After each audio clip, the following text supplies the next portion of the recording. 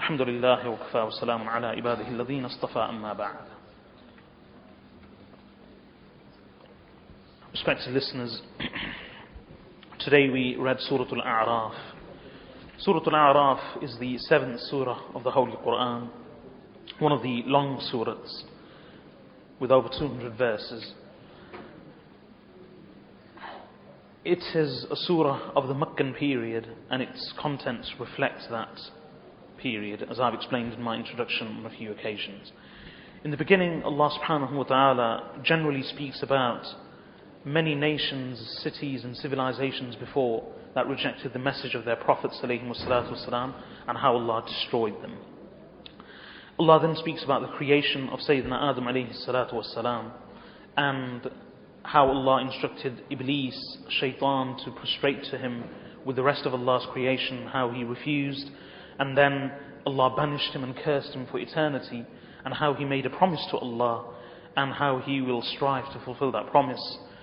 And if I can just translate part of that verse, Allah Azza wa Jal gave him respite till the day of judgment, and Shaitan promised to Allah that, "Oh Allah, just as you have led me astray, I will sit in your straight path against them, against your creation. Then I will approach mankind from in front of them, from behind them, from their right hand side and from their left hand side, and you will not find most of them to be grateful." Shaitan began fulfilling his promise with Sayyidina Adam alayhi salatu wassalam, and he succeeded in deceiving Sayyidina Adam and his wife, our mother Ummuna Hawa alayhi salatu wassalam. As a result of their mistake, Allah subhanahu wa ta'ala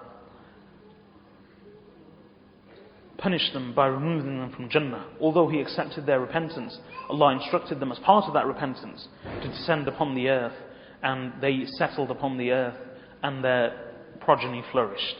Then Allah subhanahu wa ta'ala addresses mankind in general using the words, "O children of that same Adam, do not allow yourselves to be deceived by Shaitan, just as he deceived your parents and removed them from Jannah." So Allah Azza wa Jalla speaks about certain things addressing mankind using the words, "O children of Adam."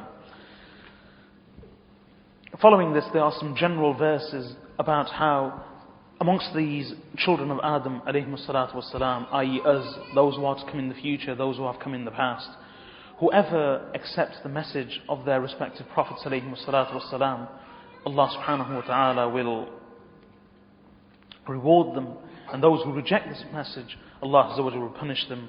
And on the day of judgment, certain conversations will take place between those who were led astray, those who went astray and their leaders, and how Allah subhanahu wa ta'ala will banish all of them to Jahannam, how Allah has made Jannah haram for those who disbelieve, and then how Allah will reward the believers with Jannah, and how Allah will extract from their hearts all sorrow, grief and concern that they ever experienced in the world. And at the same time, even if the believers felt any enmity or hatred amongst themselves, how Allah Azza wa Jalla will remove that malice from the hearts of the believers, and they will be pure in Jannah in every way. Then Allah Azza wa Jalla mentions a few conversations that will take place on the day of judgment between three groups of people: the people of Jannah, the people of Jahannam, and in between there will be a group of people who will not be destined for Jahannam, but they will be destined for Jannah, but Allah has not yet placed them in Jannah. But their entry into Jannah will be delayed, but they will be the people of Jannah, but they still haven't entered Jannah. So three groups of people: the inhabitants of the fire, the inhabitants of Jannah, paradise, and in between there will be certain people waiting for their entry into Jannah, but having not yet entered Jannah. These people will be seated in between Jannah and Jahannam on very high plains known as Al-A'raf, the heights. And Allah Azza wa Jalla calls them the people of the heights. And the whole surah has been named Al-A'raf based on this word, the heights, where this middle group will be seated waiting for their entry into Jannah. Allah first quotes the conversation of the people of Jannah with the people of Jahannam, that they will call out to them on the day of reckoning and say, the people of Jannah will say to the people of the fire, that we have found the promise of our Lord to be true. Have you found the promise of your Lord to be true, in that He will punish you? Then the people who shall be in between, the people of the heights, they will call out to the people of Jannah first and say salam to them. hoping to join them soon. Then they will turn to the people of Jahannam and rebuke them and say, you thought you would never be punished and you always ridicule the people of Jannah. Well, look at you now and look at them. And then Allah quotes the conversation of the people of Jahannam, that the people of the fire will call out to the people of Jannah and say to them that the water that Allah has given you, pour some of that water upon us and give us some of the rizq and the food that Allah has blessed you with in Jannah. So the people of Jannah will say that Allah has made the food and the drink of Jannah and its water haram upon the disbelievers. And then the people of Jannah will mention 3 characteristics of the disbelievers. One, the disbelievers are those who have taken their religion, who have made their religion into a thing of jest and mockery, a play. And the worldly life has deceived them. And the third quality and characteristic of the disbelievers is that they have forgotten the standing before Allah and the meeting with Allah on the Day of Judgment.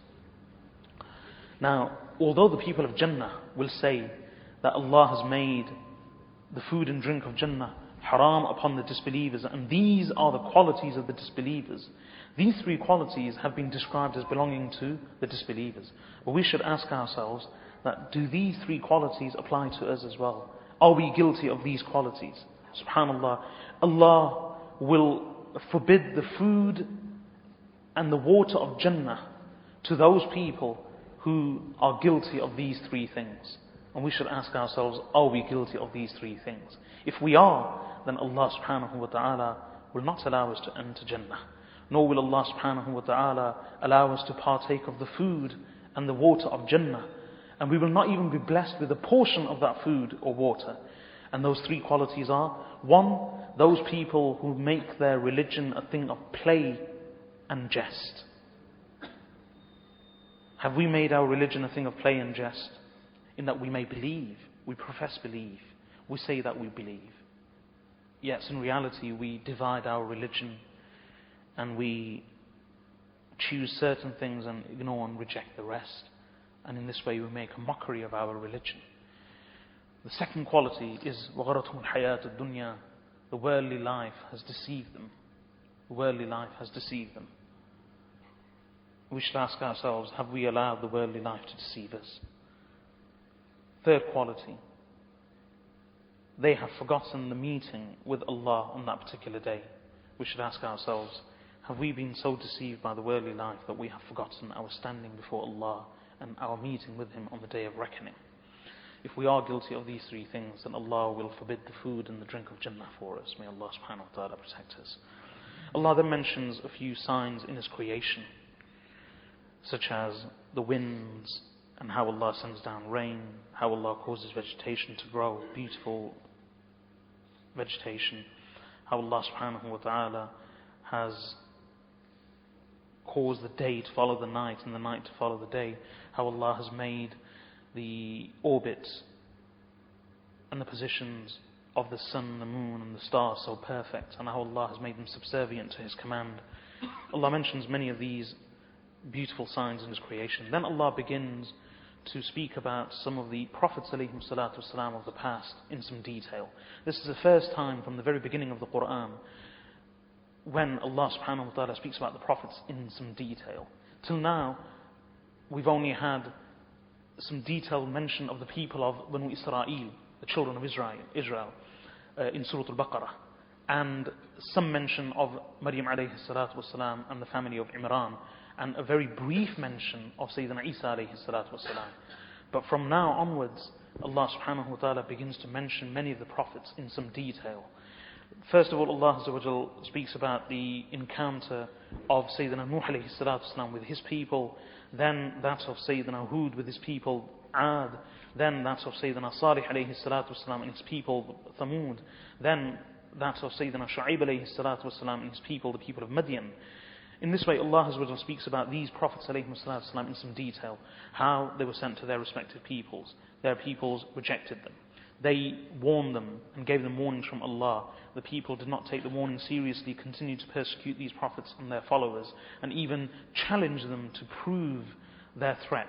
and then how finally Allah subhanahu wa ta'ala totally and utterly destroyed these people and allowed His prophets to triumph over them and to be victorious. So Allah mentions these stories, especially in the Meccan surah, so that the mushrikeen of Makkah may take a lesson. The Sahaba radiallahu anhum may also be comforted, and the Prophet sallallahu alaihi wasallam may also be strengthened. That the Prophet sallallahu alaihi wasallam and the Sahaba radiallahu anhum may learn that this struggle between falsehood and truth, this struggle between the Prophets and their followers and their respective peoples, despite their might and their strength and their numbers, has always been a thing of history. It's always been a pattern in Allah's creation. And ultimately, as long as the Prophets and their followers ﷺ remain patient and perseverant, Allah Azza wa Jalla will reward them for their patience, and Allah will cause them to prevail. And despite the strength, the numbers and the apparent wealth and power of the disbelievers, a time will come when Allah will destroy them. And there is a lesson in that for the mushrikeen of Quraysh also, that they may realize that our civilization is not as powerful or as strong or as enduring as these former civilizations. Yet Allah subhanahu wa ta'ala destroyed them, and today there is no sign of them except a few ruins here and there and just a passing memory of history. So if Allah could destroy them when they persecuted their prophets, why wouldn't Allah destroy us? This is a lesson in all of the stories of the Meccan surahs about the Prophets alayhi salatu wasalam. Then Allah subhanahu wa ta'ala speaks about Sayyidina Musa alayhi salatu wasalam's story in some detail. How Allah Azza wa Jalla sent him to Fir'aun, how he challenged Fir'aun, spoke to Fir'aun, told him to release Banu Israel from captivity. Fir'aun challenged him to a duel or a match with his sorcerers, how the sorcerers were convinced that Sayyidina Musa alayhi salam was no sorcerer but a prophet. They were the first ones to believe, how they joined the people of Banu Israel and the followers of Sayyidina Musa alayhi salam. Fir'aun still refused to release Banu Israel from captivity. So Sayyidina Musa alayhi salam threatened him and prayed against him. And when he prayed against him and his people, Allah sent down many trials and tribulations and punishments upon Fir'aun and his people. Storms, the locusts, the lice, the frogs, the blood, all of this.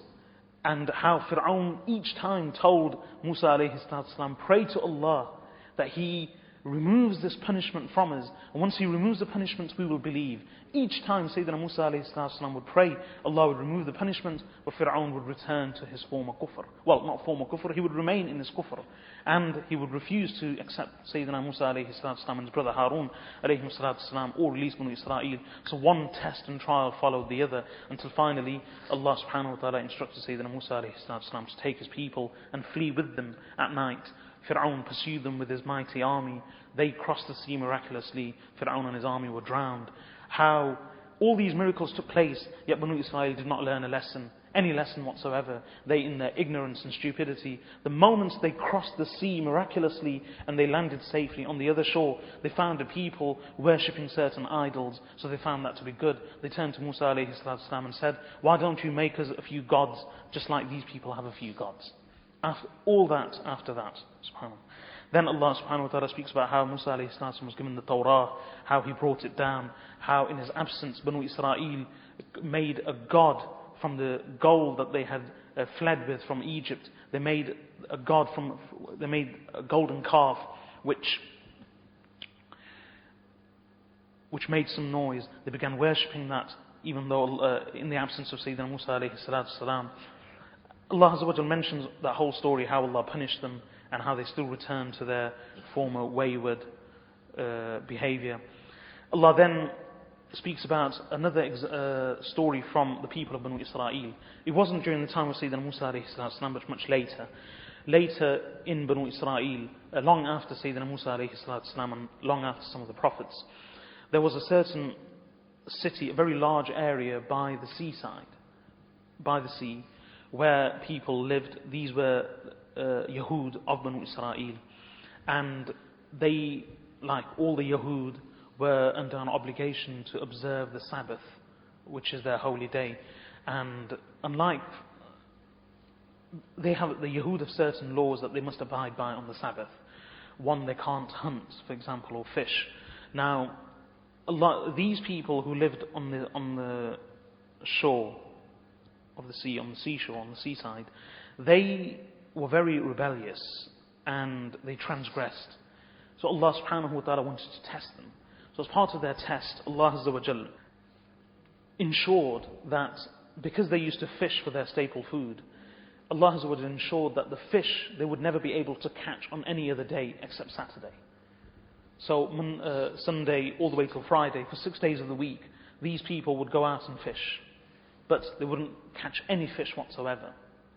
And then on Saturday, which was the Sabbath, when it was forbidden for them to fish, Allah Azza wa Jalla miraculously caused many fish of the ocean to come right up to the shore and stick their heads out, tantalizingly enticing and attracting and inviting these fishermen of Banu Israel. Now, they thought to themselves, how can we catch the fish? Every day we go out to fish and we don't even see them, we can't catch one. And on the Sabbath, for some reason, when they know we're not going to fish, they come and pop out of the water in this way. So they decided to deceive Allah subhanahu wa ta'ala and circumvent the law of the Sabbath. So what they did is that they thought to themselves, what we will do is we will throw out our nets before the beginning of the Sabbath. So before Friday evening, before sunset, when the Sabbath begins after sunset on Friday, we will throw out our nets. And then the fish will come on Saturday and be caught in the nets.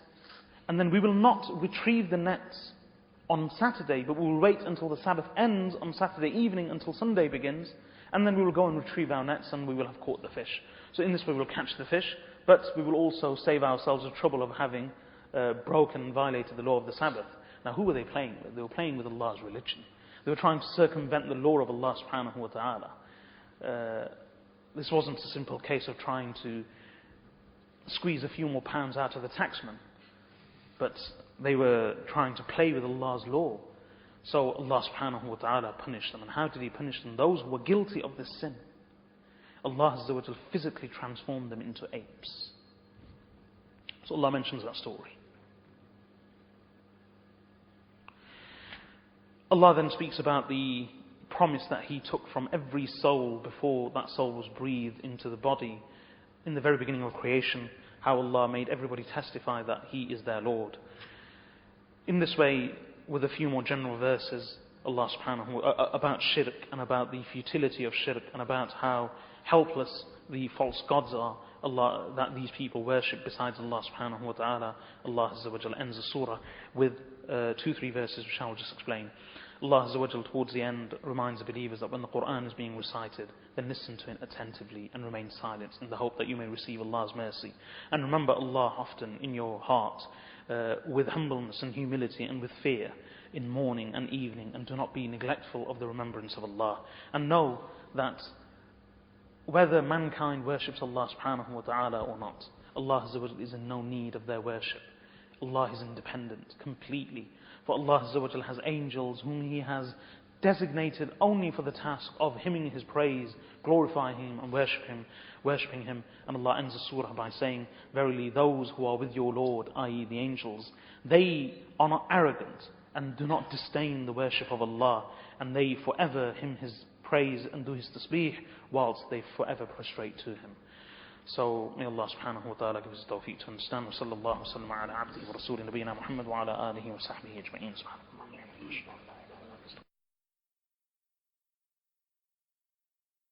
This lecture was given by Shaykh Abu Yusuf Riyadh al-Haq and has been presented to you by Al-Kawthar Productions.